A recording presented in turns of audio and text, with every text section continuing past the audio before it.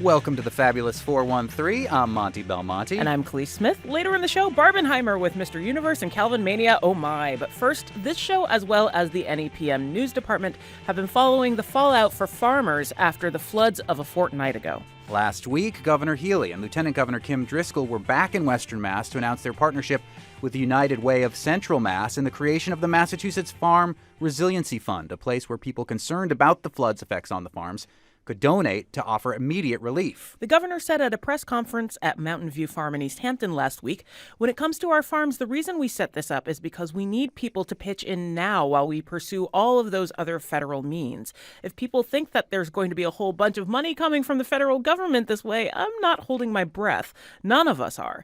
But joining us is the president of the United Way of Central Mass, who is brokering the Mass Farm Resiliency Fund, Tim Garvin, and we'll talk to him in just a bit. But meanwhile, announced just late yesterday and early today, at a flooded farm in Hatfield, State Senate President Karen Spilka of the Middlesex and Norfolk District and State Senator Jo Comerford from the Hampshire-Franklin-Worcester District made a major announcement as to how the state legislature will respond to these floods using state dollars.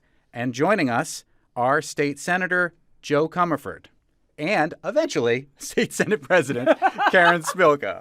Live radio, everybody. Yeah, live radio. Looking into our engineers over there like mouthing Jo Comerford. State Senator Jo Comerford, this major announcement for farmers, their families, and the families that they feed here in Western Mass is how the press release was billed.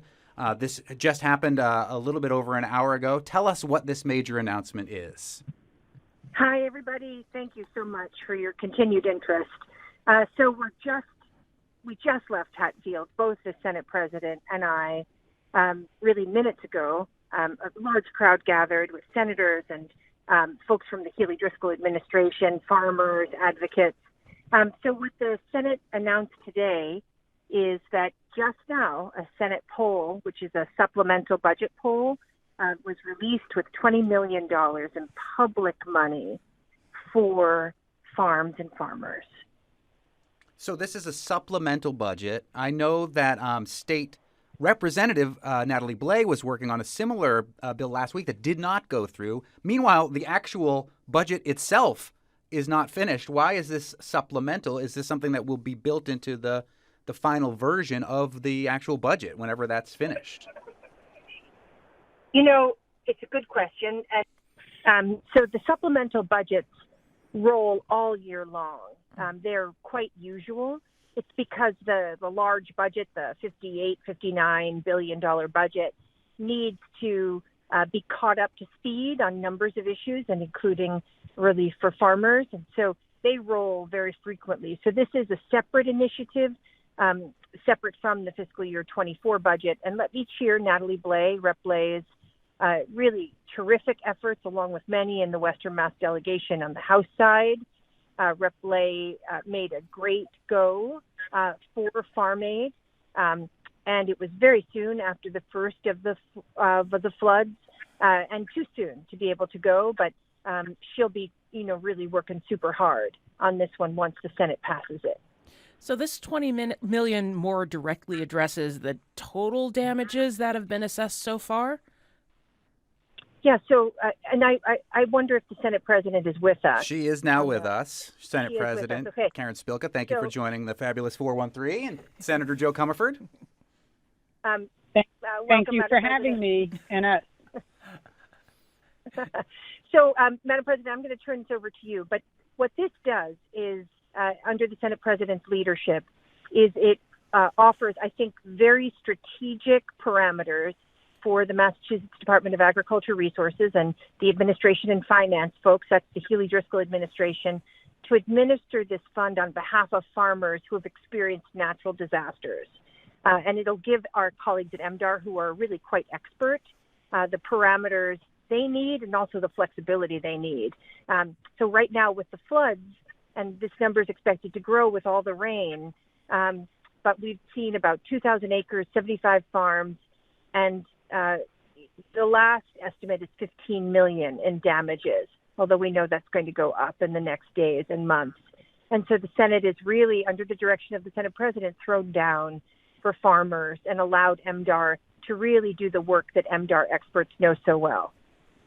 Well, that's Senator Jo Comerford from the Franklin, Hampshire, Worcester district. Joining us is the Senate President Karen Spilka. Tell us about this money and how this differs from FEMA money. Jill Kaufman, who I know was at the Hatfield press conference from our NEPM news department, says that FEMA is usually for infrastructure, but that's not going to be the case necessarily for this money because the FEMA Correct. money may not be able to help those farmers directly. Is that true? Correct. That is 100% true. Unfortunately, FEMA aid or federal disaster aid is for infrastructure. So many of the communities that saw tremendous damage to their culverts, their bridges, their roads, FEMA money to be eligible, the total has to come to approximately $12.5 million, which I think we will reach that with all of the communities that saw damage to their infrastructure. Again, their roads, bridges, culverts, and the like, their infrastructure. So FEMA disaster aid goes to infrastructure, not private farms. So the farms will not be eligible for FEMA, and there's no other pot of money that I'm aware, except for maybe loans under the federal relief programs, and whether or not our smaller farms would be eligible for federal loans is not clear either.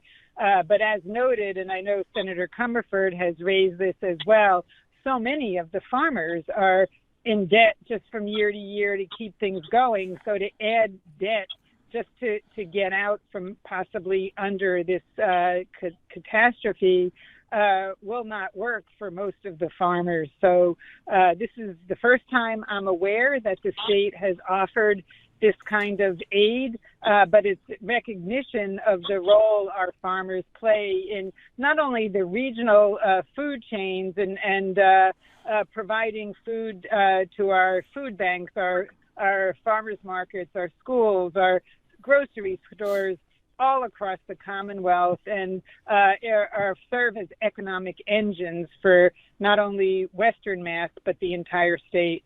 It begs the question, and I did ask this of Representative Jim McGovern last Thursday, why food systems are not part of infrastructure when it comes to FEMA money being allowed to be spent on this sort of thing. But we'll leave that aside and talk to the federal government about Good that. question. We're talking with question. State Senate President Karen Spilka and State Senator Jo Comerford, who moments ago in Hatfield just announced $20 million in a supplemental budget that will be able to assist these farmers. How long until these funds are available? Senator Comerford, do you know, or is this a better question for Senate President Spilka? Well, perhaps the Senate President wants to say, but under her direction, the Senate has moved like lightning on these funds, and we'll debate and vote on this week. Ooh. Madam President? Right. Yeah, the Senate will take it up, say, Wednesday, Thursday. Today's Monday, so Wednesday, Thursday, we will take up this bill and pass it in the Senate. And it will go to the House. We will need to resolve the differences. There aren't that many differences in what we refer to as a supplemental budget between the House and the Senate. So I am hoping that we can get this resolved quickly. The funding can go into a reserve in the Administration and Finance Secretariat through MDAR, who, as Senator Comerford has acknowledged, they know the farmers, they know the farms, they have expertise. They've been out here practically every single day to get more information, to assess how bad it is, and to really work with the farmers and work with the Healy-Driscoll administration, getting the private funding, and now we're doing the state funding. So it's really been a team effort. So just for clarity for me and perhaps others, this is a grant program, not a loan program that has been established for farmers in need. Correct. That is correct. It'll be direct payments to help farmers. As the Senate President actually said so beautifully, they've had in Hatfield, they've had a year's worth of labor ended with this natural disaster. And there's no revenue coming in for many of them on the fields that were lost or affected. And again, we expect that to get even more dire in the coming days. Now, and so this is helping them not take on more debt, which many have said actually we're leveraged up to our eyeballs. We can't take on any more debt. So the choice is facing our farmers. are whether or not to get out of the business altogether, to lay off their teams, to sell some of their land, which when it's gone, and many remember selling land during Irene, that's gone forever. Or the Senate and the legislature can help. We can actually help with some public funds for what is a public good. Our farms are public goods. And, I can't have more gratitude for the Senate President for acknowledging the importance of the farms here in Western Mass and Central Mass, and really understanding what the legislature could do to help. We're speaking with Senator Jo Comerford and Senate President Karen Spilka. $20 million, I should probably say proposed, because you will have to vote on this on Wednesday and then reconcile it with the House, who already said no. Is there any fear that this will not either come out of committee in a way that will still be close to what you've proposed today, Senate President Spilka? Well, until it's a done deal, it's actually, in reality, not a done deal. But I'm very hopeful, considering the circumstances, considering the advocacy, the passions of the Western Mass delegation from both the House and the Senate, and the Healy-Driscoll administration, also passionate, and their hard work to with the farmers, with figuring out what is actually happening and the status. I'm very hopeful that this is something that is done in short order. What are the sticking points between what the House wants and what the Senate has proposed? Well, our bill is not it won't be finalized until it's passed, but there are not that many differences at this point. So, again, members have opportunities to file amendments so that there can still be additions when we debate the bill on Wednesday or Thursday. That is Senate President Karen Spilka, who, along with Senator Jo Comerford, has announced $20 million in what they say is for farmers, their families, and the families that they feed here in Western Massachusetts. Sometimes it can be a little more expedient not to go by the means of government and to give directly. And so we have an opportunity that we will hear a little bit more about. I will invite both senators. If you'd like to stick around for the next part of our conversation, please feel free to do so. But up next, Tim Garvin of the United Way of Central Massachusetts, who are behind another way to support farmers, the Massachusetts Farm Resiliency Fund. You're listening to the Fabulous 413 on NEPM.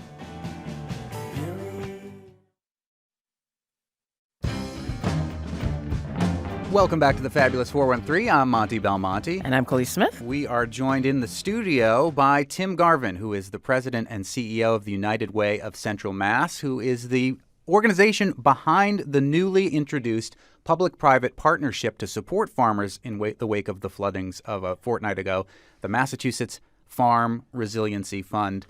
Tim, thank you so much for coming to Springfield and being part of this conversation. Thrilled to be here, thrilled to be with all of you. Let me say that again. I am thrilled to be with you. This is live radio, ladies and gentlemen.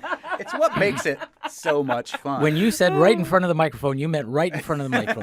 I am thrilled to be out here in Springfield, and I was here last Thursday for the governor and lieutenant governor's announcement and the rollout of this fund.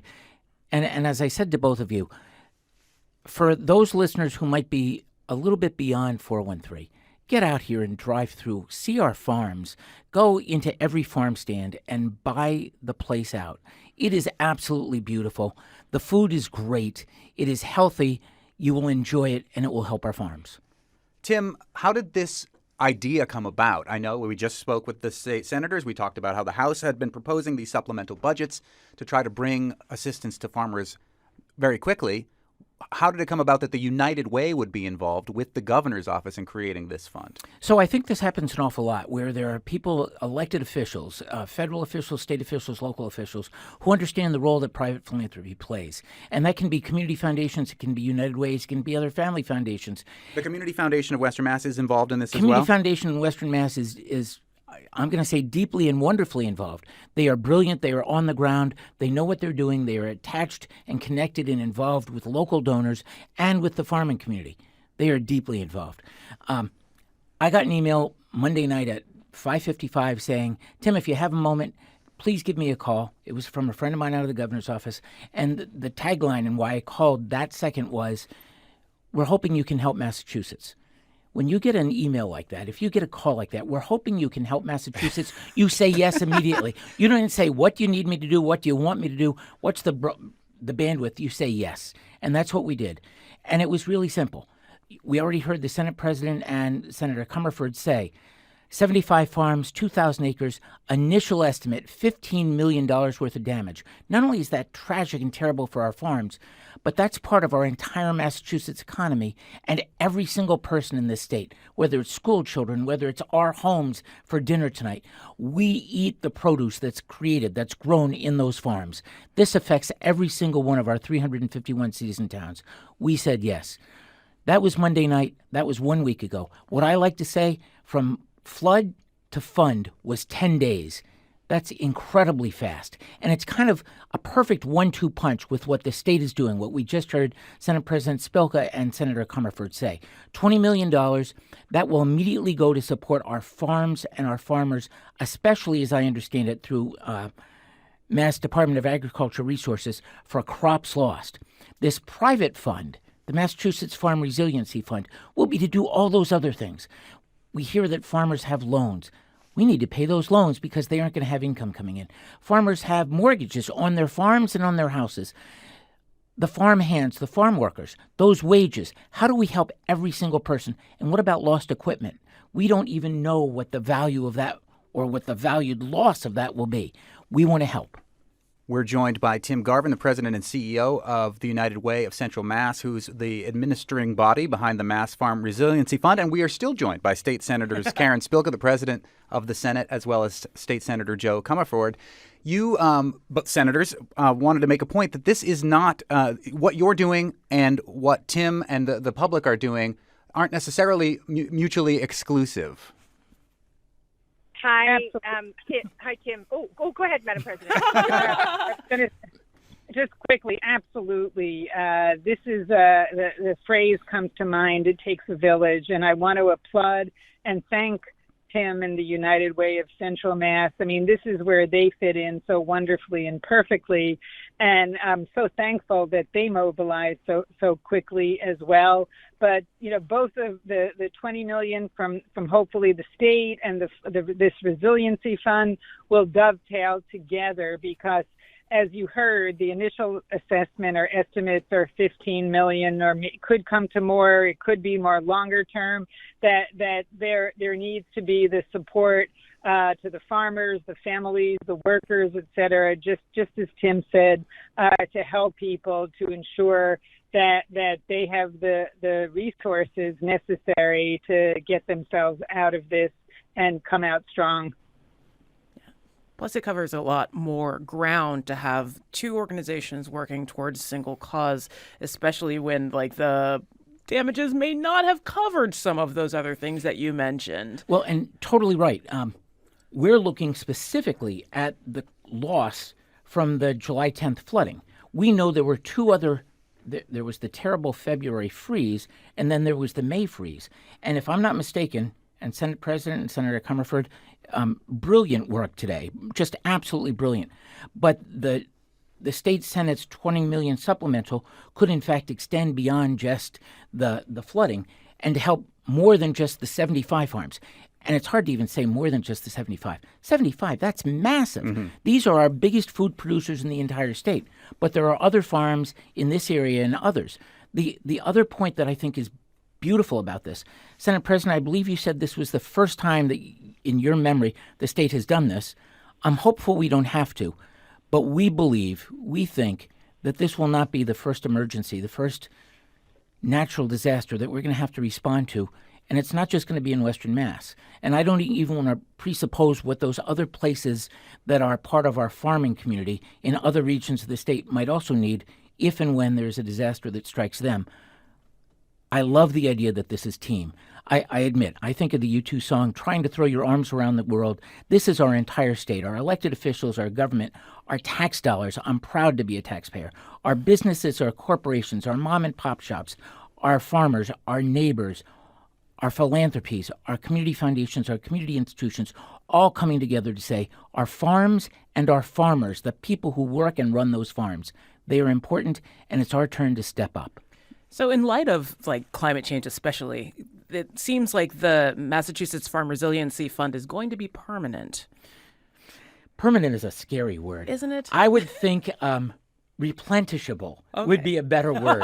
And available whenever it might be needed. Exactly. Right. What about the state budget, Senator Comerford? What is your take on, should there be something built into a more permanent state budget for farmers in the very likely event that situations like this will continue going forward? Thanks for that good question. You know, under the Senate President's leadership, we've seen record investment in programs that are directly applicable to what the farmers have faced. So we have a municipal vulnerability program, which if we had had, you know, the kind of infrastructure that the MVP program promises, say, for example, for Grow Food Northampton, the Mill River may not have taken over its banks, and those Somali Bantu farmers would still have their crops and their land intact. So there are really good programs. I mean, I think what this signals and what the Senate is saying with this, you know, generational historic investment is we need help in the short term, and then the Senate, through its work on climate and farms and farm support, because there's been a number of other programs, historic investments in what's called the Massachusetts Emergency Food Assistance Program, the Healthy Incentives Program, which goes straight to farmers, farm to school, farmers markets, the buy locals. The Senate really throws down for farmers, and also we did a lot of policy, which we will have to redo again this session. The Senate passed some really, really strong farm policy last session. And so I think what the Senate is saying and has demonstrated with the Senate President is we have a long-term commitment to farmers and farms. Now we need this short-term, immediate commitment to help weather this disaster. And it's farms, frost, the frost, flood, and freeze disasters. And it's going to take all of us. So this is $20 million in public money, and we're cheering for Tim and the Resiliency Fund because the total price tag in the short and long term is going to exceed $20 million. We need the public support, and which is why it's so beautiful what happened so quickly, and public and private, just like it should be for this common good, which is farms. That is State Senator Jo Comerford. We're also joined by the State Senate President Karen Spilka, as well as Tim Garvin, the President and CEO of the United Way of Central Mass. The senators have announced today, just moments ago, $20 million in a supplemental budget that could go directly to support the farmers affected by the floods and potentially more, as well as a fund that was announced last week by the governor's office teaming up with the United Way of Central Mass so that individuals, if they'd like to contribute to support the farmers, can do so. Tim, before I let you go, quick gauntlet of questions is how is this money going to be given out and how do different farmers apply? How are you going to decide to triage who needs what when from this fund? Beautiful question. We have a committee of people from Western Massachusetts on the ground working on that right now. We are hopeful to have the simplest one-page application that can be filled out easy that basically says, what's the value of your loss? What resources do you have to cover that? What's the gap? What do you need right now? We have been talking. Nothing is finalized. Please understand, this is all in progress, and we are raising money every day towards this. That initially we would kind of do a tiered approach. The 75 farms we'd divide what we have sometime next week. Everybody would get the same amount, and then we'd do, as part of that tiered approach, based on those applications, we'd create a triage. Where's the greatest need? I use the word thrilled too often. I'm so thankful that Senator Comerford mentioned the Somali Bantu farmers who are part of our economy. They might not have the same resources that perhaps a different farm, and so they might not have any resources. They might move higher up in the list so that they can be producing for our food and for our economy. We are going to figure that out with people who are here locally in Western Massachusetts. That includes the United Way of Berkshire, the United Way of Hampshire and Franklin. That includes the Community Foundation of Western Massachusetts. It includes CISA. It includes people who do this work and know this community to help make those decisions. I just want to add in, any of the listeners, if they wish to make donations right now, unitedwaycm.org/farm fund. And you keep on mentioning Central Mass. I see this as a United Way and Community Foundation effort with businesses, with local philanthropists, with individuals across the state for all and any farms and farmers. But right now we're focused on the flooding of July 10th. Tim Garvin from the United Way of all of Massachusetts, but specifically Central Mass. That's the website where you'll find his picture. That's the important bit. That's why we say that. And Senator Jo Comerford, the Franklin, Hampshire district, as well as Senate President Karen Spilka. Thank you so much for telling us how this is all going to work. I feel like I have a better explanation of it, and thanks for all the work you're doing to help support the farmers. Thanks for covering this. It's so important to elevate this story, you guys. For sure. Later in the show, Calvinmania. Bill Scher and archivist Julie Bartlett Nelson of the Calvin Coolidge Presidential Library talk about the festivities at Forbes Library this weekend. But coming up, the mashup we never knew we needed. Mr. Universe filmmaker Bob Kreskowski and Barbenheimer. Great taste together-ish. You're listening to The Fabulous 413 on NEPM. This is the most crowded I've seen the Greenfield Garden Cinema, except for like a midnight showing of the Star Wars movies. Everybody is here for Barbie. This is my decision to go Barbenheimer, first Barbie, and then Oppenheimer. And I'm dressed up as in my best Ken. What's your name? Eric Nato. What's your name? I'm Haley. Wait a minute. Aren't you homebody? Yeah, don't tell anybody. But you're also dressed up as Barbies and Kens. Well, you know, pink's a good color. You gotta lean in sometimes. Yeah. I just wear this every day, and I just happen to wander in here. This is actually me, too. People at work didn't even notice I was dressed differently. Normal And day. then I was like, I'm going to see the Barbie movie. Can't you tell? Jesse Dean, who's the head of the Franklin County Chamber of Commerce. This is quite the scene here at the Garden Cinema. This is amazing. I would expect nothing less. And you are not only the judge of the Barbie cosplay contest, you yourself have come in sort of Barbie cosplay. I knew what I was doing tonight. So yeah, I came dressed appropriately, but it is a real honor to be a judge. I will tell you that I, as a child, never got to play with Barbies. Why? I don't know. My mom just wasn't into it. So Yeah. this is a real dream come true for me tonight. It's like a Barbie dream house. Yeah, look how it all turned out to my mom. Hey, Barbie. This is the best day ever. It is the best day ever. So is yesterday, and so is tomorrow, and every day from now until forever. Do you guys ever think about dying? I have completed the first phase of Barbenheimer, and I'm here with my friend and Turner's Fall's own filmmaker, the man behind The Man Who Killed Hitler and Then the Bigfoot, Bob Kreskowski. You've gone the opposite way. You've seen Oppenheimer and Barbie. What are your thoughts?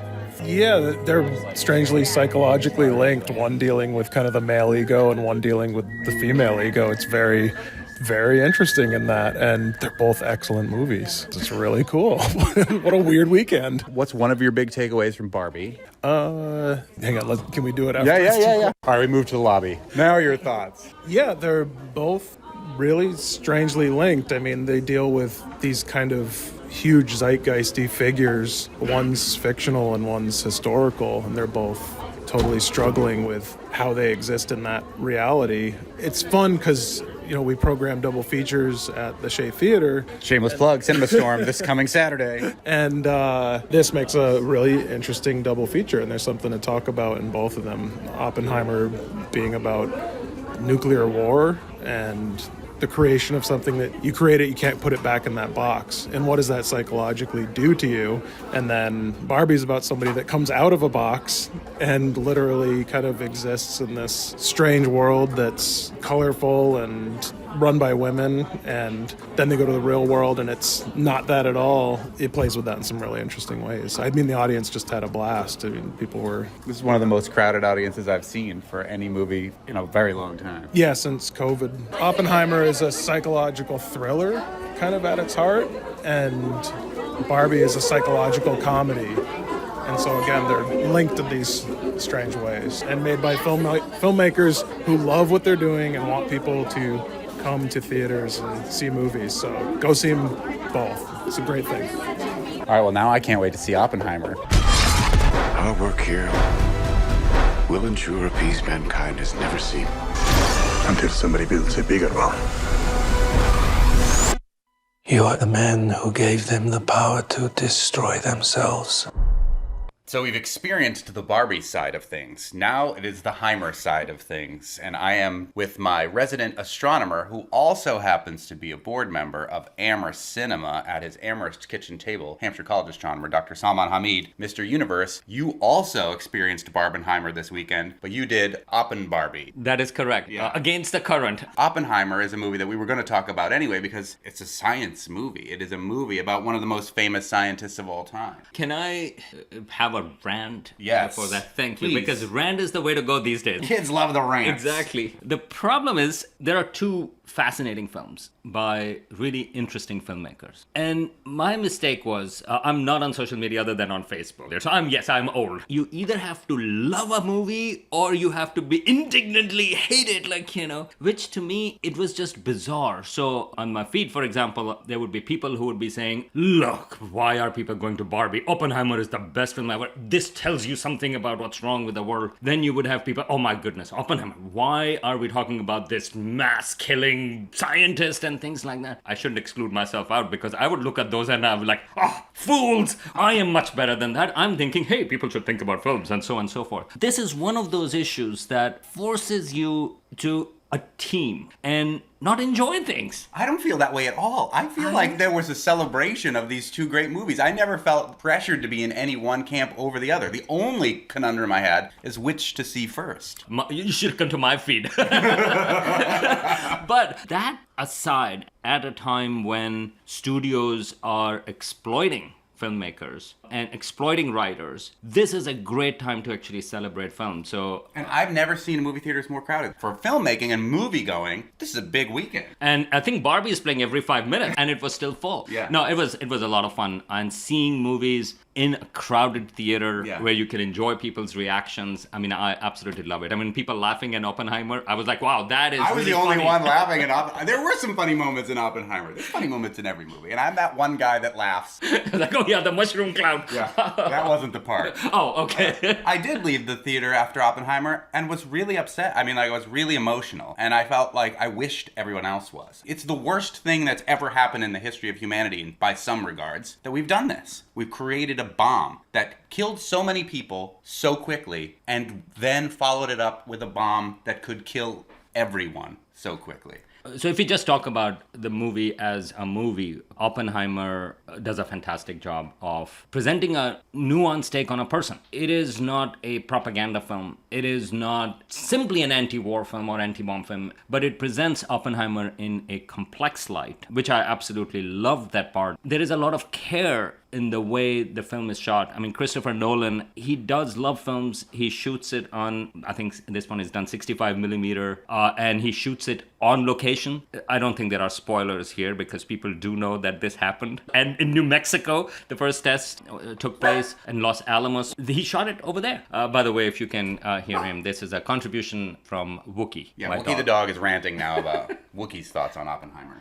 There are problems with films as well. I mean, and I think whether he should have shown the explicit footage of the impact of the bombing of Hiroshima and Nagasaki and so on and so forth. Set all that aside. You and I right now are talking about nuclear weapons. And this kind of conversations are taking place. And those are taking place because of this film. The movie Oppenheimer is bringing these up that this is crazy. This was crazy that the bomb was built and then the bigger bomb was built, the hydrogen bomb, and the fact that 2 bombs were dropped. That in itself justifies the film, and it says something about great filmmaking. And it brings up this conundrum that you go through the film with Oppenheimer to try to understand. Does the United States need to drop the bombs so that no one else will ever drop the bombs? No one else has ever dropped the bombs. There are some things that you earnestly have to wrestle with that go against everything in my moral fiber to say, Oppenheimer perhaps had this clarity of thought that if we create these bombs and they are never used, we will never know how bad it will be if we use them, and then the next war, we'll all use them all at the same time. Unless we drop these bombs now to show how bad they are as a deterrent, and then Oppenheimer's whole rest of his life is geared towards talking about the dangers of nuclear war. I don't agree with all of that mentality, but it certainly brings up some interesting conundrums. And I will also say, Oppenheimer and Barbie both have to do with personal existential crises. Are we saying there's a chance that when we push that button, we destroy the world? Chances are near zero. Near zero. You can go back to your regular life, or you can know the truth about the universe. The choice is now yours. The first one, the high heel. I would pivot a little bit in a different direction. Yes, but we are in the thick of it. I don't think to say that people haven't used it doesn't mean that they are not going to be used. I mean, it's not that far back that the bomb was built. I think what Oppenheimer hoped, and Oppenheimer is, again, no hero either, because he actually never really apologized for the dropping of bombs in Hiroshima and Nagasaki. The bomb was being built, the whole justification was because Germany was building it, and they thought that Nazi Germany, if they build it, they are going to use it. And Germany had been defeated by the time bomb was ready, and yet it was dropped, but not on Germany, but on Japan. And not just once, twice. And again, it boggles my mind, like, the Hiroshima bomb was dropped to maximize the impact because it was dropped at 8:43, I think, or something like that in the morning. So to maximize kids going to school and so on and so forth. So, I mean, that all aside, we did not stop making the bombs. Today, and by we, I mean the world has over 13,000 nuclear bombs. A lot of them are much, much bigger than what was dropped on Hiroshima and Nagasaki. One thing that the Oppenheimer film talks about after he's created these bombs and realizes how dangerous they are, I don't know if it's a spoiler alert because I learned this in high school. I should say a big shout out to my high school history teacher, Mr. Bartek, who really put Oppenheimer on my map. I remember the first thing I think of is I am become death, the destroyer of worlds, which he learned from Sanskrit. I remember the idea that when they tested the bomb, there was the potential they could destroy the whole world with the test, and they went ahead with it anyway. But Oppenheimer goes forward in the rest of his life and tries, knowing that we've unleashed this power and that there is no putting this genie back in the bottle, to try to get the international community on board about what to do here, and fails. So spoiler alert, we didn't do a good job. Oppenheimer, by the way, learned Sanskrit at college. Like, he just learned it. He learned Dutch. He was an autodidact. He was a polymath. And I'm reading the book now, American Prometheus. I got it out of the library immediately, and it's fascinating. Adds even more layers to the movie. There is a clip of Oppenheimer, I think it's from 1965. There is an interview, and he has tears in his eyes, and he talks about, we knew the world would not be the same. A few people laughed, a few people cried, most people were silent. And then he says about that, I remember the line from Hindu scripture, the Bhagavad Gita, now I am become death, the destroyer of worlds. I mean, he knew the gravity of it, yet he did it. I mean, I think the deeper question in that is, what is the role of scientists? I mean, in some sense, Oppenheimer also gave him an out to a certain degree when he says, well, we just build it, then it's up to the politicians to do what they do. I'm not clear whether that is the case. I mean, you still have a responsibility. Again, scientists ought to know what is the right thing and what is not the right thing. I mean, we are right now talking about AI. I don't think scientists should be making decisions for all of humanity. Daniel Ellsberg, whose papers now are at UMass, it is just so amazing that Daniel Ellsberg, who leaked the Pentagon papers about Vietnam, that he chose UMass to house his papers. He recently passed away. He also talked a lot about nuclear weapons. And in fact, in the 1960s as well, he was talking about that actually people don't know what US's stances are. Even now, US actually opposes no first use policy. Meaning to say US reserves the right to use a nuclear weapon before it has been used on the US. So this is, again, not a deterrent. So Daniel Ellsberg, actually, he said he grappled with that question. That there are those who would say that it makes it less likely to have the overall cataclysm if you have the ability to blow things up. That will make it less likely that it will ever go off at all. And he says that his father responded to it and he says, yes, but there is a moral cost to having this capability at all. It is not just a matter of a risk and a cost of blowing the world up. There is a moral cost in telling yourself and teaching your children that there are circumstances that would justify killing everything, and therefore that would justify having this capability. And I think there is clarity in that.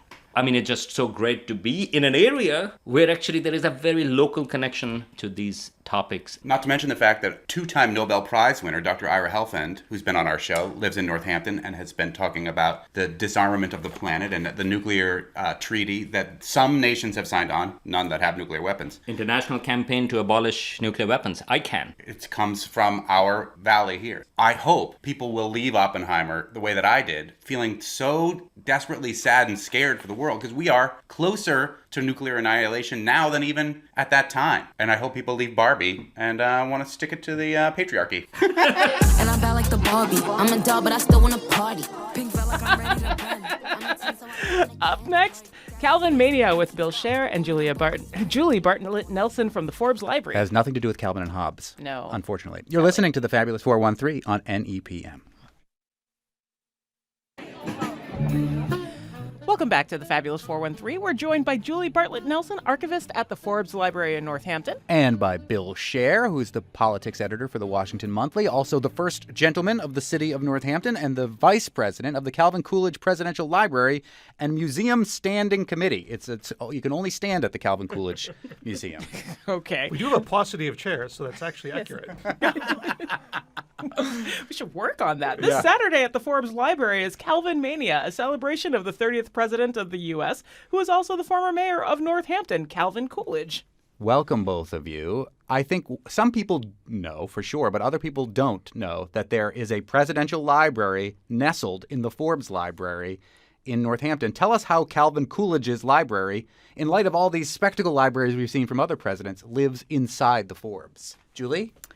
Yes, so Calvin Coolidge went to Amherst College and moved to Northampton in 1895 to clerk for a law firm, study law, and become a lawyer. And he spent a great deal of time in the brand new Forbes Library, which opened in 1894 with the benefactor Charles Forbes, who was a lawyer and a judge, and left his law book collection there. So Coolidge, as a student, spent a great deal of time in his public library studying from those law books.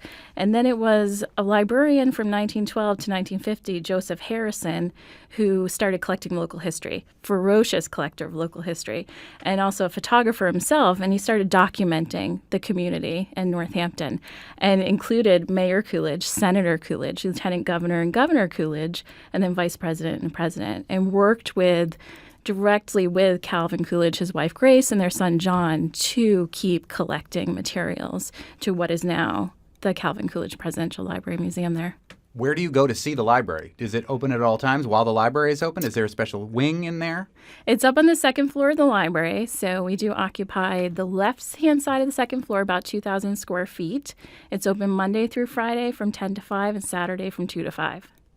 Behind all the art. Yeah, there you go. There's also great art out there.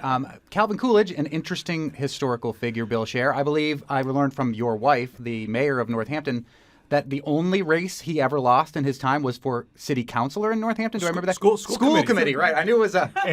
and he was criticized because he did not have any children. And his response was, you may know the verbatim quote, but you should have given me a little bit more time. Tell us about Calvin Coolidge's politics and his impact as both mayor of Northampton and then as a president of the United States. Well, I think that's what's so fascinating about Coolidge. People are very quick to put him in a box through modern eyes. If you're a conservative, he's the greatest conservative. If you're a liberal, he's the worst conservative. But he's a much more complex figure in a period of American history that is kind of transitional, sandwiched between the progressive era of Teddy Roosevelt and Woodrow Wilson and then the New Deal and Fair Deal of FDR and Truman. And there's a lot going on in terms of race and politics around this time, where where African Americans had so long been wedded to the Republican Party. They're peeling away from that, but not all the way quite yet. It's before the New Deal and Truman's desegregation of the military brings them into the Democratic Party. So there's a lot to learn about Coolidge's role in these transitions that doesn't fit cleanly into any kind of ideological box. I think the first president to consistently bring up anti-lynching, or at least propose it, was never actually approved until, let's not talk about it, but it's this administration. Is that correct, Julie Bartlett Nelson, archivist at the Forbes? Yes. So in his annual message to Congress, which, State of the Union, we call it today, he called for an anti-lynching bill every year. And Congress never acted and passed anything during his time. Well, that's what's tricky about Coolidge. We try not to oversell or undersell. We try to and we don't try to tell you what to think at the museum. A whole festival about right. It's a mania, though. It's a commemoration. We are commemorating. It's the 100th anniversary of his swearing in next week, and we can get to that. But it's not our job to tell you what to think. Right. It's our job to give you the facts, and you can draw your own conclusions.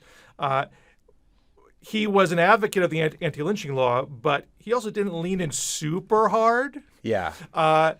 Because there were a lot of people in Congress that didn't want it, and he wanted to pass other bills. He wanted to keep African Americans in the Republican fold. So there's certain things that he tried to do to that end. For example, in 1924, there was an African American running for Congress in New York City, and he got a letter from a racist saying he shouldn't be allowed to run. He wrote back saying he absolutely should be allowed to run, and that letter went public. So there are things like that they did, symbolic, but designed to say, hey, African Americans, you should stay with the Republican Party of Lincoln's day. But he was also hamstrung by the racism of the time and couldn't lean as hard into something like the anti-lynching law that maybe we would have preferred to see. That is Bill Scher, who's the vice president of the Calvin Coolidge Presidential Library and Museum Standing Committee. We're also joined by Julie Bartlett Nelson, the archivist at the Forbes Library in Northampton. Calvinmania, a commemoration of President Calvin Coolidge, who was also the mayor of Northampton, this Saturday at the Forbes. Silent Cal is what we hear about Calvin Coolidge. He was silent. There was a bar in Northampton called Silent Cal's. There's the Calvin Theater, which I'm assuming is named after Calvin Coolidge. Yep. There's the Coolidge Bridge, which I'm assuming is named after Calvin Coolidge. A lot of Coolidge-related things in our area. Where did the name Silent Cal come from? Yeah, that's Julie? a nickname from the press during his time in Washington. And he's a quiet, shy, introverted guy. So he's not your typical politician working with the media explosion of the 20s and what that meant. He's efficient with his time and words. And so he gets this nickname of Silent Cal. But looking at his time, he gives more press conferences per number of days in office than any other president. So we Ever? Even to this day? So we have, after the Eisenhower era, they kind of switched to a press secretary mode, right. But an actual press conference. His aren't the longest, but they're the most frequent use of the media. And that gets overlooked quite a bit. We do have the press conferences in transcript form. They are up online to read and research from. And it wasn't a give and take with the press. Sometimes the press would write questions on cards and hand them to his staff, and he'd choose what to answer. Sometimes he gave a prepared statement, but rarely would he allow any rebuttal, like a give and take. It reminds me of Bill Belichick's press conferences after every Patriots game. Bill Scher from the President Coolidge Standing Committee at the Forbes Library, Calvinmania this Saturday. Tell us what's going to happen at Calvinmania. So it's unusual that you would commemorate the 100th anniversary of a swearing-in July or August, because they usually happen in January. But Warren Harding died by a heart attack while traveling from Alaska in the middle of the Teapot Dome scandal. So the stress of the job. I mean, he was highly stressed. This scandal was blowing up. This is one of the most corrupt administrations of all time, and he was feeling the heat, and he died on this trip. Calvin is with his father in a very remote area of Vermont, where they don't even have a telephone in the house, and he's woken up in the middle of the night saying that Harding has died, and he is sworn in by his father at 2:47 a.m., who his father was a notary public, which is why he could do the swearing in. Wow. And it was done by a light of a kerosene lamp. Now, that's August 3rd, so that the 100th anniversary is Thursday, August 3rd, but this Saturday, July 29th, at the grounds of the Forbes Library and the Coolidge Museum, we'll be commemorating the swearing in with 1920s music, with Coolidge's favorite pie. Guess what his favorite pie is? Meat pie. Pork apple pie. It sounds delicious, actually. It is delicious. Pork chops and applesauce. It's going to be made by Florence Pie Bar, so you know it's going to be good. And Grace's favorite pie, butterscotch pie, will be there also. Grace Coolidge, the First Lady. They both have good taste. Speakeasy mocktails, music from the O-Tones, 1920s music, and a new biographical film will be debuting as well. Which is a biographical film by another person that has a very similar last name to yours, Stan Shearer. Yes. Yeah, just to make it all confusing. The husband of the mayor of Northampton, Gina Louise Scher, is Bill Scher, who joins us. Share and share alike. Thank you so much. Calvinmania this Saturday at the Forbes Library in Northampton. Tomorrow on the show, we're live from North Adams, completing our collection of counties for live shows. We head to Massachusetts to talk with the folks behind the Bang on a Can Loud Music Weekend, which is the culmination of their summer festival. I'm Monty Belmonte. I'm Kalia Smith. You're listening to the O-Tones, who are going to play Calvinmania on Saturday. So go see them. This is the fabulous 413. We'll see you tomorrow.